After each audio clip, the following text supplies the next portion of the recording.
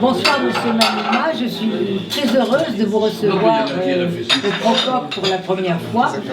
Nous avons exposé ensemble à la galerie Mona Lisa. Et donc vous êtes un peintre africain. C'est ça. Et de quel... Du Congo-Brazzaville. Du Congo-Brazzaville. Voilà. Alors, je vous laisse oui, bien sûr. vous présenter. Alors, bonsoir à ceux que j'ai pas vus, rebonsoir à ceux que j'ai vus. Donc, je suis Monsieur Chris Mayuma, artiste peintre. J'exerce sur du figuratif. Ma technique est essentiellement basée sur une technique mixte. Je mélange donc de la peinture à huile et puis du fusain. Sachant que j'ai une approche très particulière sur chacune de mes toiles, puisque chacune d'elles en fait raconte un peu une histoire. C'est un peu un voyage que j'essaye de proposer à l'observateur. J'aime bien me définir comme un artiste humaniste, puisque j'aime bien aborder des sujets un peu, alors de prime abord, peuvent être considérés comme difficiles, mais j'essaye en fait d'y mettre un peu d'optimisme et d'espoir au travers de mes toiles, d'où aussi la nécessité d'essayer de raconter des histoires au travers de ces différentes toiles, sachant que j'ai un univers très coloré. Henri Rousseau est l'une de mes figures d'inspiration. De par aussi mon histoire venant du Congo-Brazzaville avec un décor très fleuri et avec énormément de faune. Donc je essaie de puiser comme ça dans ces différentes sources d'inspiration pour créer comme ça tout un univers que je vous invite ce soir à découvrir. Voilà. Alors cette toile s'appelle Focus. Donc comme je vous le disais, donc on est au niveau déjà de la technique, comme je vous le disais, on est sur de la peinture à huile et du fusain. Ce que je fais aussi souvent sur certaines de mes toiles, c'est que je mets un petit coup de crayon. Bon là on voit pas très bien, mais c'est du crayon marron pour essayer de donner un peu de texture au personnage. Afin de le rendre moins terne et qu'il soit un peu plus vivant, voilà. Plus concrètement, cette toile donc s'appelle Focus, comme je vous le disais. L'histoire de cette toile, c'est que cette toile rentre dans le cadre d'une collection. C'est la deuxième toile de cette collection qui s'appelle Réflexion sur le sourire. À travers le sourire, j'essaye d'amener en fait l'observateur d'un état A à un état B, c'est-à-dire je pars de l'hypothèse où on vit un peu, d'autant plus c'est d'actualité, dans un monde un peu chaotique, ou du moins qui s'apprête à devenir chaotique. Et via le sourire et via cette réflexion sur le sourire, j'essaye d'interroger, d'interpeller l'observateur pour l'amener en fait dans une réflexion d'intérieur où il se retrouve lui-même et où il retrouve en fait ses émotions positives. Donc là, cette toile s'appelle Focus. Focus dans le sens où la toile invite l'observateur à se concentrer essentiellement sur l'essentiel que la vie peut nous offrir, positif ou négatif, mais du moins essayer de tirer en fait tout type d'apprentissage que ces expériences peuvent lui donner. Et donc là, en fait, c'est un peu ce voyage sur une réflexion personnelle, une manière d'intérioriser en fait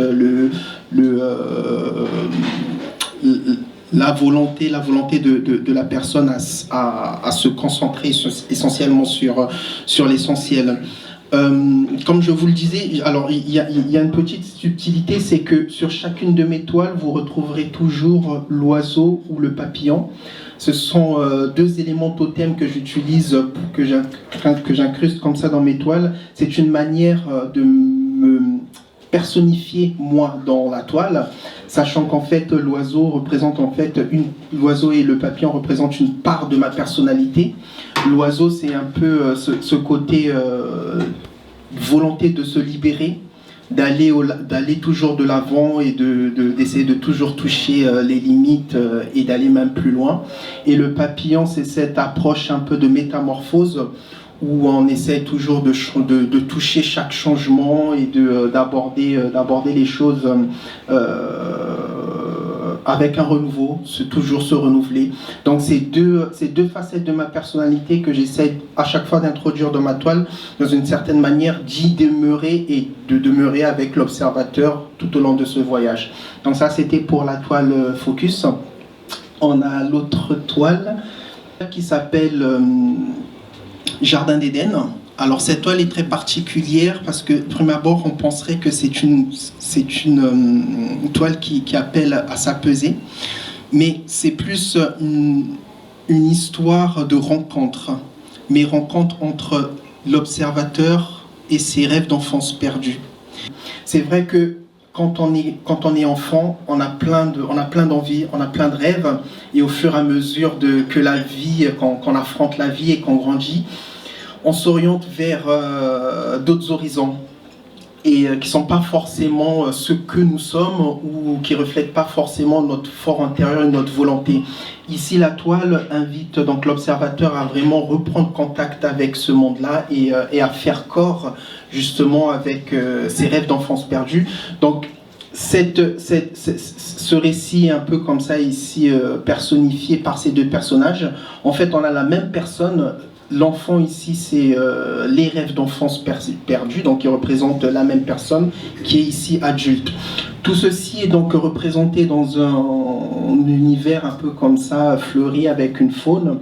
L'idée, c'est de capturer l'attention de l'observateur avec ses couleurs chaudes pour mieux le faire plonger comme ça à l'arrière-plan de la toile, qui est un peu comme ça représenté par un univers avec des planètes et ce côté un peu rêve où cet endroit en fait serait le lieu où se cacherait chacun de ces rêves.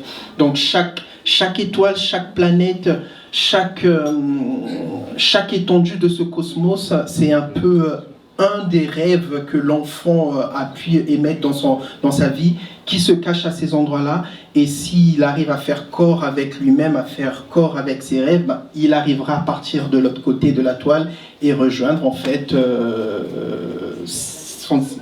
son désir initial. Voilà, donc c'est un peu l'histoire, du moins du point de vue de l'artiste de cette toile. Après, bien évidemment, ce qui est très très bien avec l'art, c'est qu'on a la possibilité d'interpréter, de s'approprier la toile selon nos sensibilités.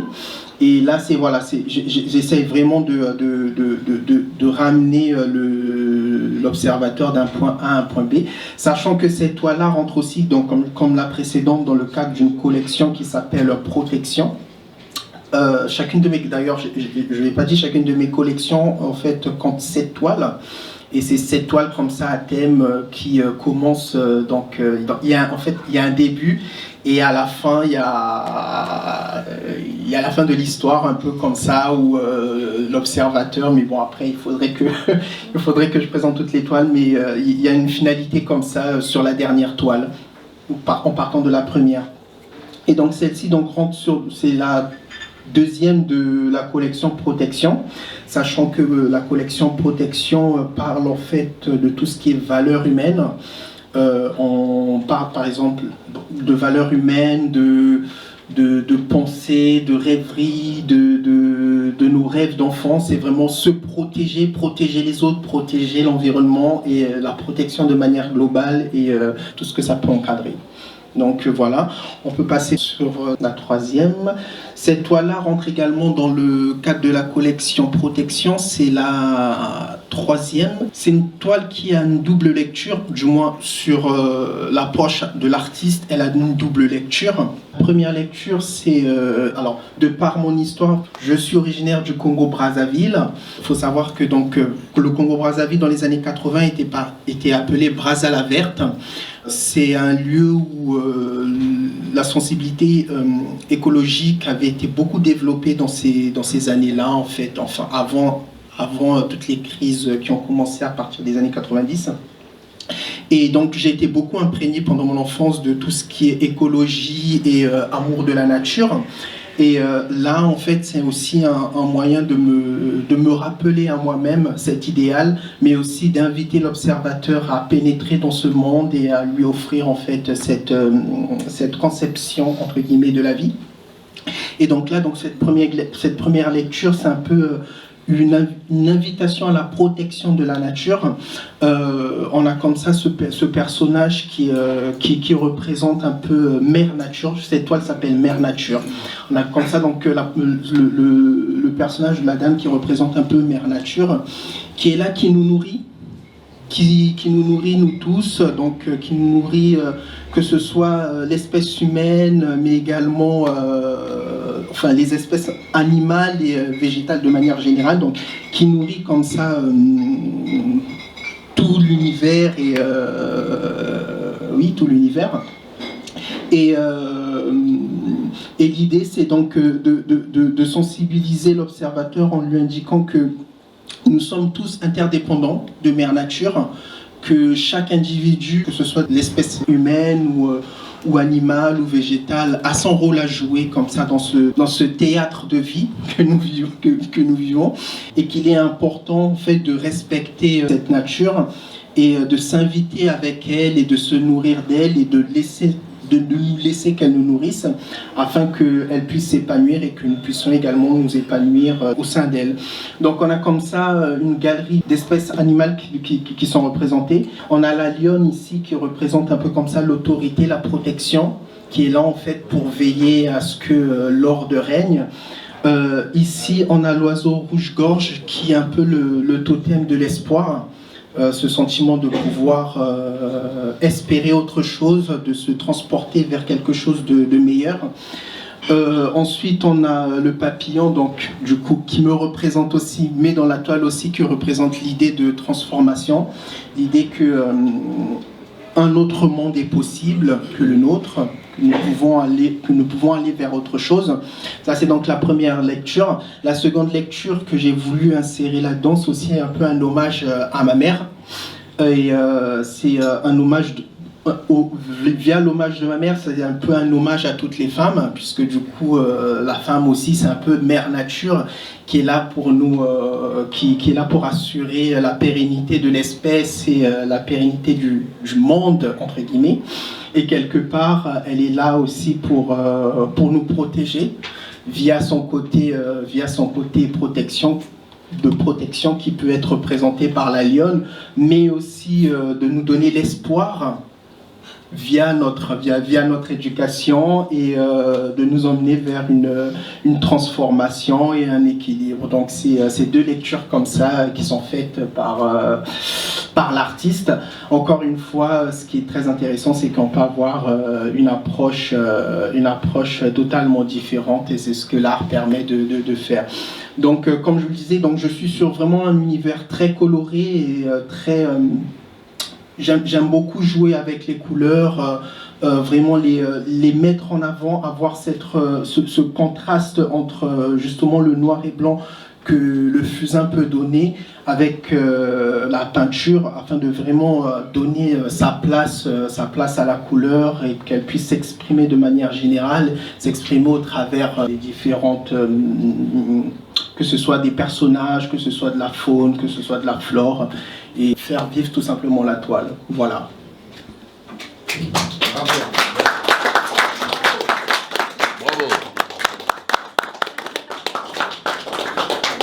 Comme Marie-Andrea le disait, on a eu l'occasion de travailler à la galerie Mona Lisa. Mon actualité, là, c'est que je suis beaucoup concentré sur toute cette année sur la création. Je devrais normalement exposer au Salon des Beaux-Arts. Mais sinon, mon année est vraiment faite pour être concentrée sur ma création et finir mes 2 collections en cours. Voilà. Bravo. Merci. Bravo. Vive le Congo belge.